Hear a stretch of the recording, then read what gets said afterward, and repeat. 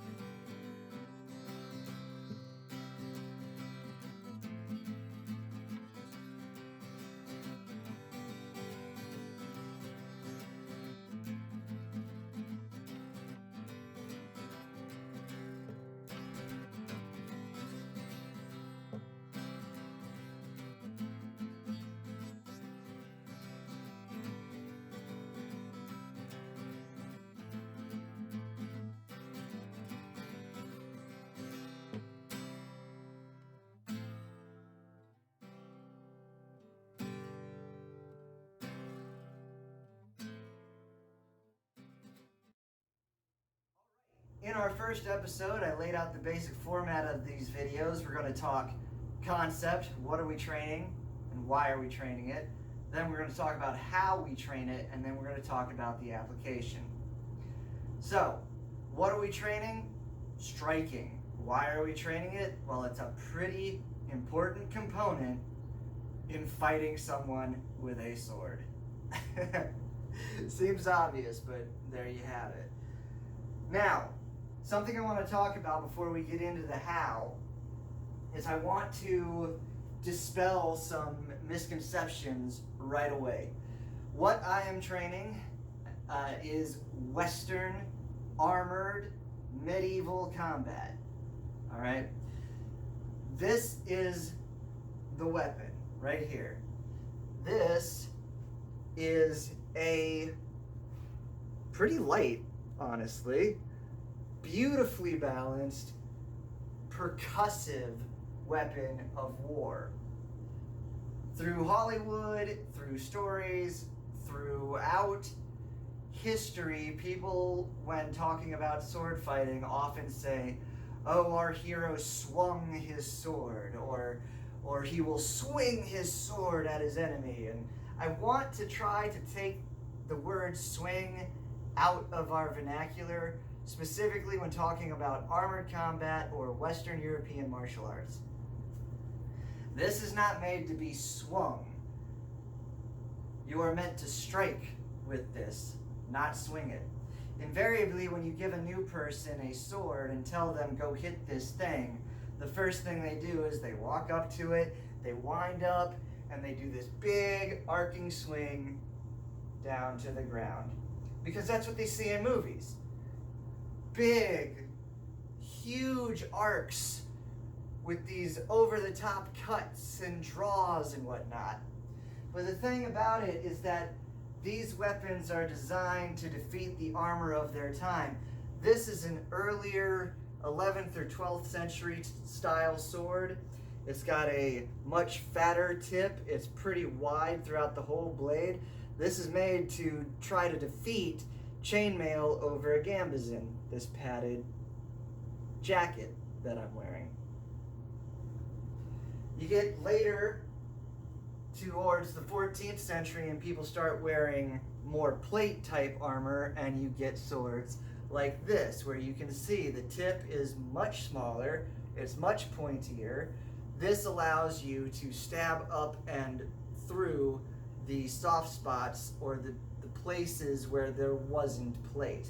But this is still a nice wide blade with a lot of cutting power. These are not katanas. We are not doing draw cuts in this sport. Against an armored component and in a fight, there are two big disadvantages to trying to do one of these big swinging, arcing type cuts. For one, big old wind up here, right? And I'm gonna, as your opponent, I am going to see this coming a mile and a half away. I don't even have to block it. I'm just gonna step out of the way and stab you in the face. Like, and all of your energy as you do this is directed into the ground. We want to direct all of our energy into our opponent. You do this big, huge swing, and suddenly you're stuck with your arm down in front of you, and your opponent is ready to take your head off. All right? Another thing, when you do this big, huge swing, if you do hit your opponent, because your energy is being directed down and away, when this sword collides with an armored opponent, it's just going to skip right off of them and go and send your arm straight to the ground and put you out of position. So we are not swinging the sword here. We're striking with it. Hopefully those clips actually exist and you were able to see some pretty great sword strikes in action.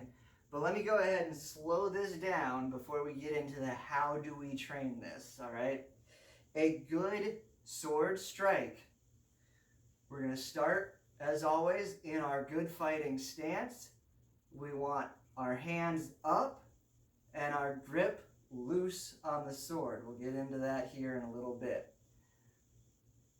We're going to drive with our back foot. Our sword hand's going to come forward, and at the end of the shot, we close our hand. And then we come right back. So, nice and slow again. Straight out and through the opponent, and then straight back on that same line. If we turn from the side, here we are in our good fighting stance. We're going to drive forward and through. And right back to our good stance. One more time, nice and slow. And back. It's not as big or as flashy as those big sweeping arcs, but it's 100 times more effective. Now, let's talk about the how. Unfortunately, before you can learn how to strike with a sword in your hand, you're going to have to learn how to strike with your hand. So, this is a very simple concept. It can be a little complicated when you break it all down. Follow with me, you'll get it. All right, so good fighting stance again. Feet a little bit more than shoulder width apart. Sit into your stance, hands up. We went over this in the first video, so I'm not going over it again. When striking, it's all about a straight line to your target. You want to expend as little energy as possible and deliver as much energy into your target as you can, as efficiently as you can. That's a lot of words, basically meaning that you want to not tire yourself out while delivering fast, effective strikes against your opponent. It's all about straight lines. So, what you're going to do is you're going to imagine an opponent in front of you. You're going to put the target right on their nose, and you're going to imagine that there is an invisible line that runs from their nose right into your shoulder, and your hand sits on that line between your target and your shoulder. Elbows down, hands up. All right? When you strike, it's not about your arm. The strength of your strike comes from the ground up. Your hips are the most important part of any strike. Picture in your head the energy from the earth coming up through your feet, through your hips, up through your chest, down your arms, and into the opponent. So, good fighting stance, feet set, hands up, elbows down. The way this all starts, and I'm going to do it iceberg slow. It starts by pushing with your back foot. Push with that back foot and feel this hip start to turn over and rotate forward. Keeping our core tight and our back straight, I am over rotating here to illustrate what we're going for. And in practice, it's never a bad idea to slow things down and exaggerate the motion so that you can really feel the mechanics here. But that's the first part of a strike, is you're pushing with that back foot and rotating that hip. Boom. Right? It is absolutely okay if your right foot, if your heel comes up off the ground a little bit. That is fine. But that is where all of your power comes from. Right here. Hips. All right? Boom. That's why we want to make sure when we're in our fighting stance that we're loose, that we're sitting in it, that our knees are bent and our hips are loose so that we can turn them over when we want to strike. Okay? So that's the first part. Now, while you're pushing and while your hip is turning, you'll notice that if you keep your back straight and your core tight, your shoulders are going to start rotating with your hip. That's a good thing, okay? So push with the foot, hip turns, shoulders turn. Push, boom. Here we are. Now let's throw the strike on top of that. So we're in our good fighting stance. Push with our back foot, turn that hip. Our hand is coming out toward our target on that line. Shoulder, knuckles, target. All right? At the very end, that's when we close our fist. Our left hand or right hand, our off hand, the hand that's not striking, comes up to our eyebrow in a kind of salute, like you're saluting your opponent. This is going to keep you safe while you're striking. Then, to come back, we're just going to rotate our hips back, open our hand back up, our shield hand comes forward, and we're right back home. All right? So, all the steps all together. Push with the foot, turn the hip, extend the arm, close the fist. There we are. This is the end of our strike. Shield hand up in a salute like we're saluting our opponent. Elbow down, not out, down. Okay? We got to keep those ribs safe. And then wind back to the start. Show you this from the side. Nice and slow again. So here we are, hands up. Good fighting stance. We're going to drive with that back foot. Reaching out, fist closes at the end. And here we are. And then back to home. One more time, nice and slow, driving with that back foot. Hip turns over, hand comes out.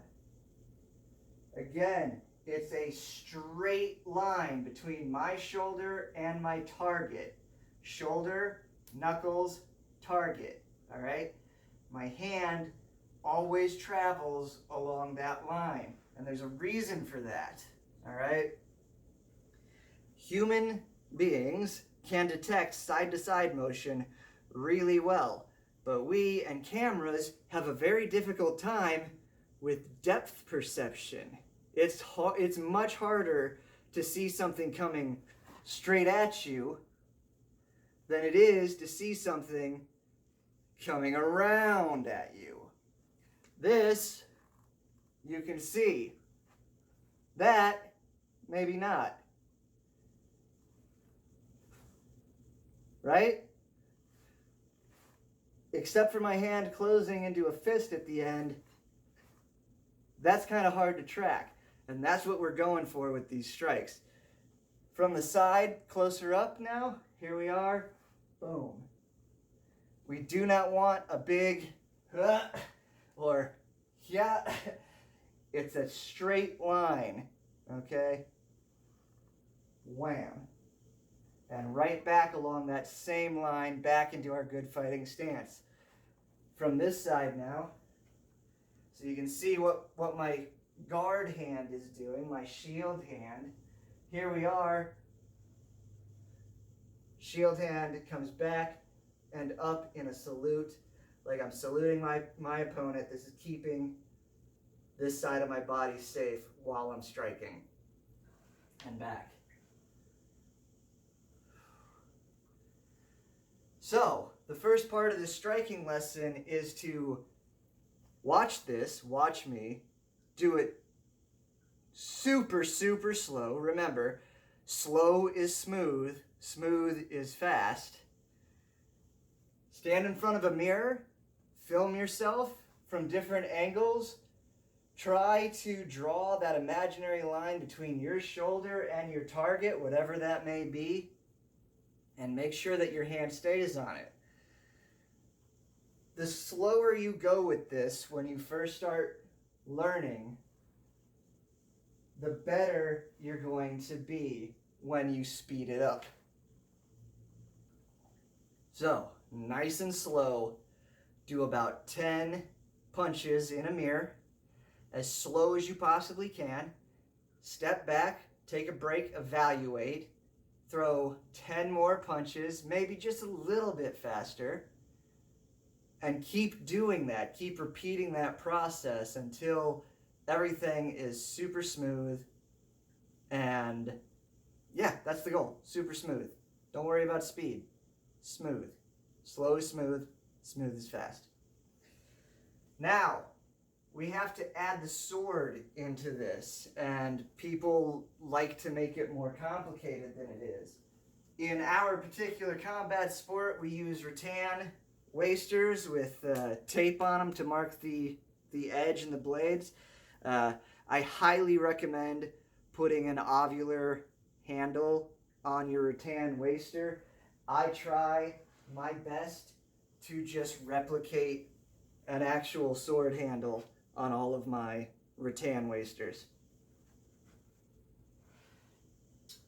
Now, once this gets into your hand, people tend to forget everything about striking. First, how do you hold it, right? We do not want to be white knuckling. Do not hold this in a death grip, loose. If anything at all, I hold my sword right about there-ish. I might have, my middle finger on there as well. But we practice shadow boxing with open hands and closing at the end for a reason. When we put this sword in our hand, I want a nice loose grip on the sword, because the way the strike works with a sword, we've got that first part, right? And then at the very end of the strike, we close our fist. And that's what propels the sword forward. All we're doing is we're adding an extra joint to the chain. Instead of hitting somebody with my fist, now I'm hitting them right in this spot that is so worn I've had to tape it up like a dozen times. That's why this is a dead stick. So anyway, nice loose grip on the sword, driving forward and closing our hand at the very end.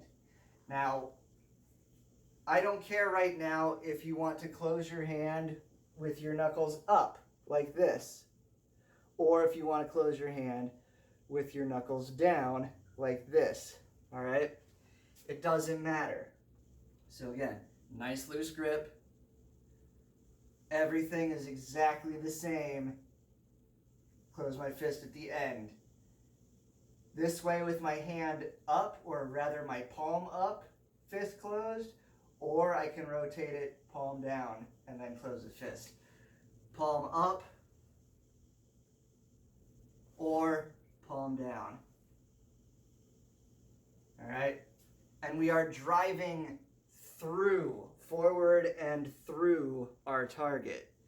If I want to hit somebody in this side of the head, I'm aiming to like punch them in the nose, okay? That way when I close my fist with my sword in my hand, I'm not hitting here. I'm hitting here, and all of their head is just in the way of my sword. That ensures the energy transference into my opponent's cranium. That makes sure that they feel it and they know it was a good hit, okay?